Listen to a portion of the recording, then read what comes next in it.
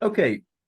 In the name of God, the compassionate, the merciful. Uh, this is Hussein again. Um, this is the first session out of the 13 theory sessions and also 13 practice sessions that we're going to have together every week. I am going to start the first module, the first part of this module now, which would be an introduction to dependently typed programming. The programming language in which we are going to experience dependently typed programming is called Idris. Here's our textbook. I am going to speak about how to get access to it. I believe that the university library has copies of it. I don't know whether they have one or more, but they already have at least one copy of it. And there might be a possibility of also picking up Kindle versions or Kindle versions or ebooks of other forms. Now, this is a book written by this guy, Edwin Brady, who is the father of Idris. He is based in a Scottish university called St Andrews, which is a very old university. It's probably one of the oldest in the world. And it's actually a very good one, although St Andrews, the city itself is not very livable because everything is already occupied, so you don't really have the option of living at the city because there are no flats and all that. Now, this session is going to be very, very short because almost all what I would like to do is to tell you guys what this what this section of the module is about. And then from the next session, we are going to get deeper and deeper into Idris. Now, so dependently typed programming is this programming paradigm, which is not very well known. Before I get into what dependently typed programming is, I would like to ask you guys to tell me what you know about programming paradigms. And I am going to start with James. How many programming paradigms do you know? Quite a few. I mostly work with declarative functional programming languages, but then Okay. on the other side of the tree, imperative, object-oriented, back to declarative, you've got your logic programming paradigm. Very good. And then you've got some strange ones on the imperative side. Oh no, is that declarative, like your stack-based stack Right. process? The array program, right? The array program, right? Very nice, very nice. So how many of you have done that module of Hokon on functional programming? Have you done that? Right. Sander has, Niels has. Okay. Okay. Very good. Very good. Right. Christian, do you know what a programming paradigm is? Do you have any? I mean, I know you have a background in mechanical engineering, which is far away, but just to make sure that we're all on the same page, do you know what a programming paradigm is? I don't know the definition of it, but I kind of have like an idea in my head of what it is. I've only dabbled in object-oriented and functional programming or declarative programming, but Very nice. I couldn't give a definition, but okay, but you have an like intuition. Yeah, an intuition of what it is. Yes. Right. Sander, do you have any definition that you can maybe spare? I don't think I know the pure academic one, but at least Oh, don't you even bother. Don't you even bother. Just you know, spell out your own. The way I think of it, it's a way of writing code. Okay. Yeah. Okay. Now, do you know what the difference between that and a coding standard is? Standard as in coding standards, like if you go to a company, they tell you that in this company, oh, okay, yeah, okay, we name our functions this way, and we name our classes this way, and I do, you know, these kinds of things. Do you know the difference between a paradigm and a coding standard?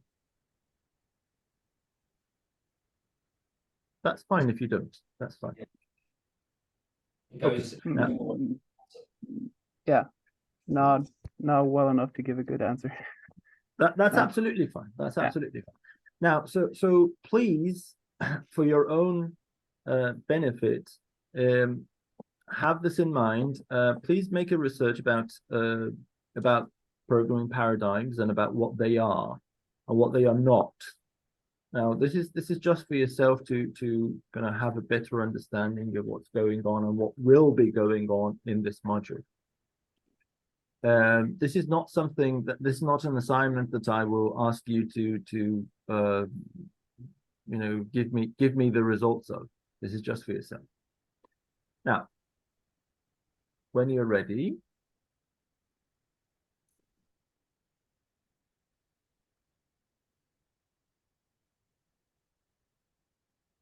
now this book has a thesis which is kind of Edwin Brady's thesis around dependently typed program. His understanding is that when I want to do a programming, when I want to do a piece of code, I start with typing the input-output types. I'm now going through this bit of yeah, you get the idea. I'm going through this bit of the shared screen. He wants to start with the types involved, and then he wants to use that typing information to kind of work out the details of the body of what he's working with. And then again, based on the type, he refines and refines and refines his body of the function or of the class, whatever, so that it eventually is fit to the purposes that we have. So in this book, we are going to you know, go through various examples of this process, this three-step process. Right, the input types, define, and then refine, right? And the thing is that because he has started with the typing information, he kind of uses that typing information as a guideline for what he is going to develop. Now, I am going to I'll give you an example of what it means for something to be dependently typed. Right, I believe you have all done matrix programming, and you know enough via your calculus courses. You know enough about matrices, right? Now, so just a quick recap. You know, if you have like a 3x2 matrix like this one, you can add it to another 3x2 matrix, and you get a 3x2 matrix out. That's valid.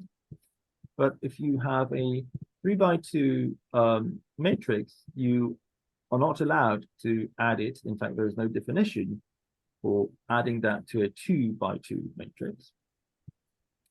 You can perform things like transposition, which, for example, given 3x2 matrix gives you a 2x3 matrix. Now, so you get to see that, for example, if you want to perform addition on matrices, you can have matrices of the same dimensions. So this is a matrix of dimension x and y. That's how you pronounce this bit. That's a matrix of dimensions x and y, or an x by y matrix. And you would need to have another of the same dimension. And as a result, you will get a matrix of the same dimension. Now, if you want to multiply two matrices, then you need to have a matrix of dimensions x and y, and then another matrix of dimensions y and z. So what you see is that this y thing here is shared, right? And as a result, you get another matrix which has in common things with the two original matrices. X is here, Z is from here, right? Now, as you can see, the dimensions are a part of the correctness of the operation, right? Now, if you want to perform a transposition, then that would be you get a matrix of dimensions x and y, and you produce a matrix of dimensions y and x. Now, what is different in dependently typed programming is that these guys, you know, the dimensions are a part of the story. I would like to ask you guys to work out in 1 minute for yourself something like that. So let's say that you want to do multiplication, right? How do you do the multiplication in Java, right? Just work it out on a piece of paper in your head. I don't know, in your favorite editor. How would you do that and ensure that the dimensions are right?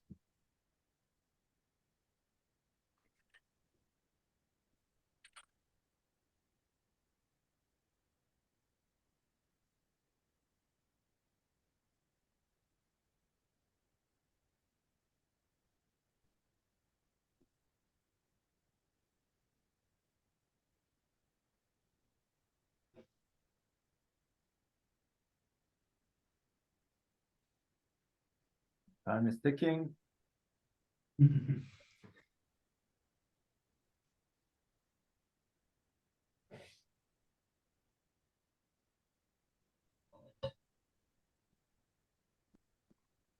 Okay, time's up. Let's see, Niels. Yeah. How would you ensure that? If like in Java, I'd probably just have to use unit tests to check, like do the operation and then check if like the input, if it matches what I expected. Okay, that's Like an the- interesting one. Okay, so that means that if I want to, as the implementer of the multiplication, if I want to make sure that the two matrices that are given to me are always of the right what is it called? Of the compliant dimensions, then I will need to wait until the unit testing to see whether they are of the right dimensions. Is that what you're saying? Yeah, I have to like test it. Yeah. Okay. Let's see. Sander, how would you do it? I guess a check in the add method itself. Okay. So what would you put there? Check that the is it work the y element of the first matrix is equal to the Very nice. Okay. Now the question that I have regarding that is that do you know which stage of the programming that check will be performed? And the answer can be one of these, for example. Is it at the compile time? Is it at the runtime? Is it at the load time? Is it the link time? You know, and there are different stages in the software development. Is it at the deploy time? most likely the runtime. Runtime. That's exactly it. Yeah. Now the difference. Okay, thank you very much. Thank you, Niels. Thank you, Sander. Now the difference between Java and dependently typed languages is that in dependently typed languages, you get to check that thing during the compile time. So if the function, let's say multiply, that is in charge of multiplication of two matrices, is passed two matrices of the wrong dimensions, the language itself will, in fact, stop you at compile time and tell you that these are not the right dimensions.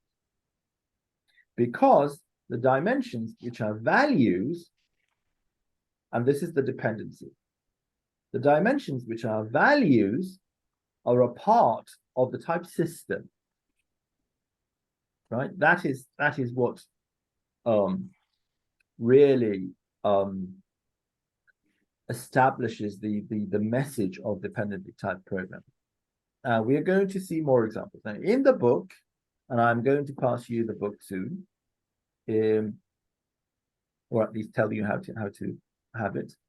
In the book, there are two more examples that I'm not going to go through, but you please read them yourself. There is an ATM machine example and an example from concurrent program.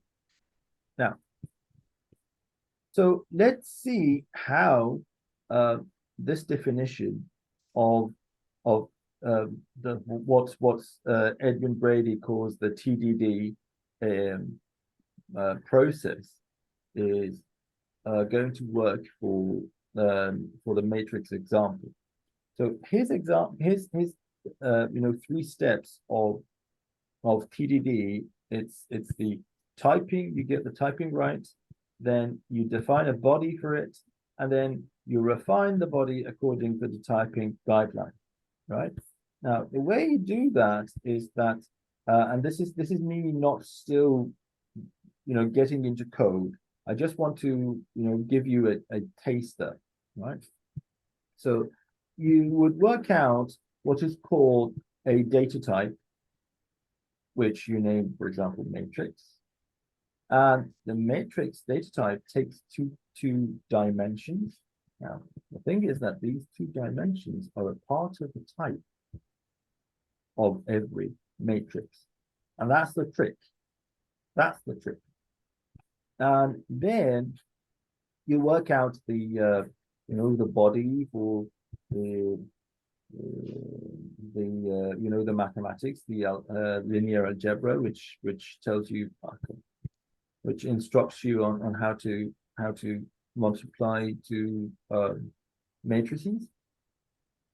And well, if the input types and the output types are different from what the typing at the top of the function have promised, then the compiler will stop you, and you will need to refine your code so that you can ensure that you're producing the right code. Now, this is of course something you need to see in detail before you can really understand the process. But and we will see that in the future. But you know, let's play it with ears at the moment. Now, I would like to go back to this example. Now, you know, this module is comprised of three let's say sections, three different chapters. The first of them is dependently typed programming. The second one is C++ template metaprogramming, and the third of them is what is called Delta PSD. Now, I would like to advertise a link between the first and the second, which most people who are even very experienced about C++ template metaprogramming are not even aware of. That's the fact that as a programming language, the C++ template metaprogramming is a dependently typed language, right? Now, what that in this particular context means is that you can have a class or a struct, as we're going to see, for matrices, which takes dimensions as its non-typed template parameters. And with that orchestration, you can get the compiler to stop you at compile time if you perform mistakes in the implementation or in the function call of, for example, multiplication. Now, that is something that we will see during this module, right? Now, that is not possible in a language like Java, where you don't have any means for dependent type programming. That is the reason why I start with Idris, which is, well, it's an academic language. It's only for us, the theoreticians, but it has a very nice and concise syntax for performing data type programming. And then I moved to C++ template metaprogramming, which is something of you know, extreme gory details, and most experienced C++ programmers prefer to stay away from, but it pays off very well, right? Now, I see some of you are bored. I am now going to ask James to tell us a joke. Okay. A Swedish man who's representing the Swedish space program goes to NASA and says, we'd like to send a probe to the surface of the sun. Okay. NASA go, what do you want about? Like, you're going to burn up within 1 million miles of the sun. And the Swede goes, we thought of that. We're going to go at night. Okay, good one. Good one. Yeah. Thank you. Thank you. Okay. Let's see. Now, let me share again. How do I do that? Right. Now, so, you know, I would like to draw your attention to the fact that, you know, this matter of dependently typed program is not something that no language has thought about. But, you know, you can really classify languages in terms of the power that they have for supporting these. You know, there are those languages which have no means for enforcing types. There are untyped languages, there are dynamically typed languages. They have nothing for compile time. Now, in those ones, you know, if you want to add, for example, two lists, let's say that you have a list of integers and a list of strings, and you want to perform an addition, you can perform that because there is no restrictions on typing. In fact, it has no way of recognizing that you're making a mistake. you might be able to realize that there is a mistake at runtime. That would be a bit difficult with untyped languages, but with dynamically typed languages like, for example, JavaScript, you will be able to check that during the runtime. Now, so that's those. In languages like Java, where they have some support for what is called generic programming, and we have some dedication in this module to that, we will get to it. You can enforce that you're not going to add a list of strings to a list of integers, because you can say that the result of adding a list of string to a list of strings is again a list of strings, right? So that's something that Java can support. In a dependently typed language, what you can do is that you can say the result of adding a vector of size 4 of strings to a vector of size 3 of strings is a vector of size 7 of strings. You see, this dimension part of the vector's nature is a part of the typing, right? That's what is extra, and you can utilize that extra bit of information to make sure that you have enough control over the correctness of your program, and your compiler will stop you if you make such mistakes, right? Okay, now how do you do that? Well, in terms of the Idris syntax, and that's quite similar to the Haskell syntax. So for those of you who have done Hooken's functional programming, then you should be familiar with that. So the idea is that if you want no typing, you would say that, okay, you add two instances of any list, and you get an instance of any list. I'm sorry for my mouse gestures not working well. In terms of the list with a type, you say that, okay, a list of element type LM and a list of element type LM give you back a list of the element type LM.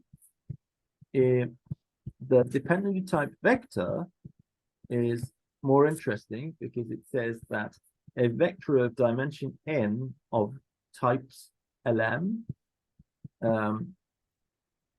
plus a vector of dimension m of element type LM gives you a vector of dimension n plus m of type LM.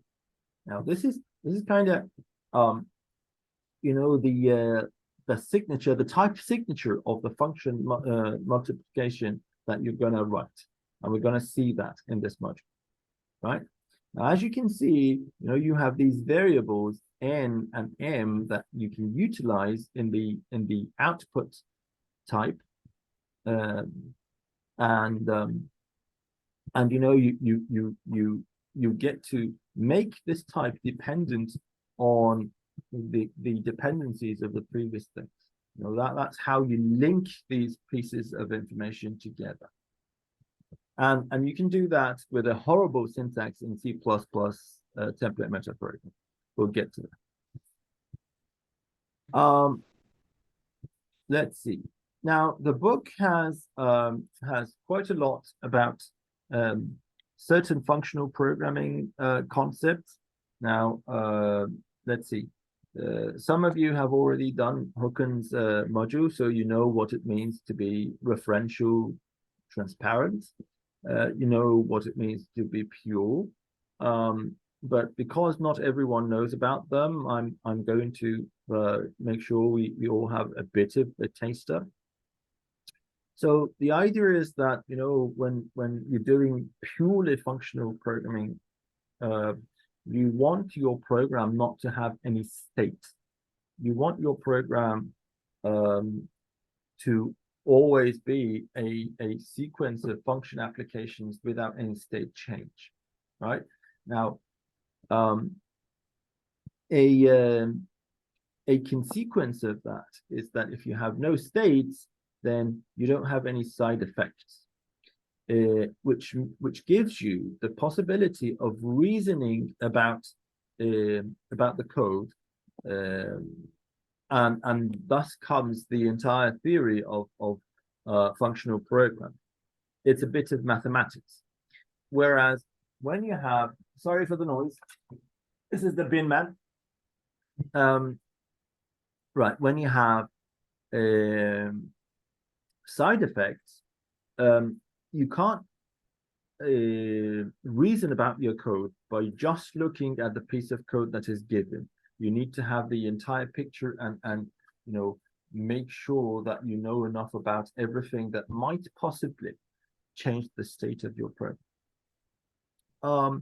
Now, a benefit of purity is referential transparency, which means that if you have two pieces of code which you know are equivalent, you can always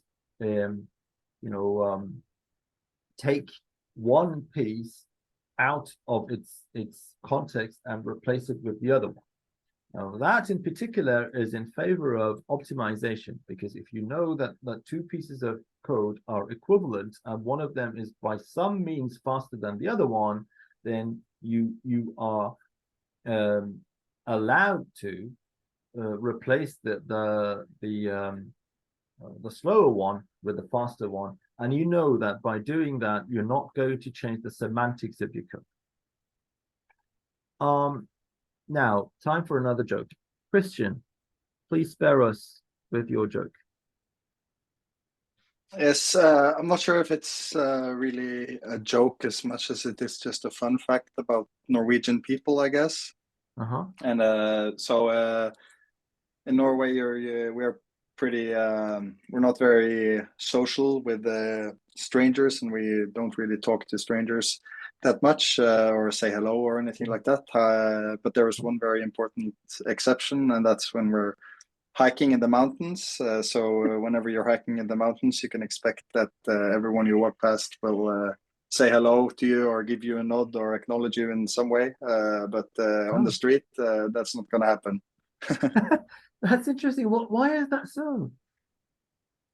I don't know. It's really just, I think it's part of our culture, maybe because there's not that many people in the mountains, and it's just like, yeah, we're both here in the mountains, let's just say hello, kind of thing.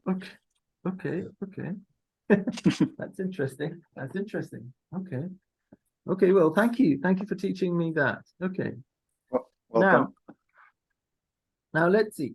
So the book also speaks about partiality versus totality, and it has very great discussion about why it is a good idea to be total. How many of you have heard about this concept of partial functions versus total functions in mathematics? Okay, I see James. Who else? No? Right. So a partial function is a function that provides instructions for how to calculate the result, given some of the input that it promises. A total function has instructions for every input that it deems appropriate. Right, that's the difference. I'm not sure if I gave you a good explanation. Just need to grab a charger. Go on. Right, so Sunder wants to go grab his charger. That's fine. No, it's not Sunder. Sorry, it's Christian. Okay, let's see. So if you, for example, consider the square root function and you define it on real numbers, and you don't want to, then you don't want to deal with negative numbers. So the square root of a negative number is undefined. So if you want to have the instructions for let's say that you're implementing a square root function, then and you say that the type is from the real numbers to the real numbers, you can only give instructions in that implementation for the positive numbers and 0, right? So if someone passes a negative number to your function, then by some means you need to say, okay, I can't do this because I'm from real numbers to real numbers. Now, that means that your implementation of square roots is partial, because it does not support all the real numbers that it had initially promised for, right? Now, if you extend that somehow to imaginary numbers as well, then you can fulfill your promise of supporting all the imaginary numbers, because by doing so, your function is now total. That's the difference between total and partial. Now, most programming languages do not enforce totality. And in Idris, you have the possibility of lifting that restriction, but then you will lose a lot of the support that the programming language Idris can give you. And if you don't do that, you get great things back, as we're going to see in this module. Now, I explained very briefly the connection between Idris as a dependently typed programming language and C++ template metaprogramming. I need to warn you at this very point that Idris is by default total, but C++ template metaprogramming can never become total, right? It's a design difference, but you will be able to make use of that, and that's something for later. Okay, that is pretty much everything that I would like to tell you this week. In the next session of this week, we will go through installing Idris on your machines. So next session, it will be a practice session. You will all be hands-on. If you would like to get help in the meantime, if you like to go on with the installation on your own, drop me a line and I would try to help you. Any questions about what I have told thus far? No?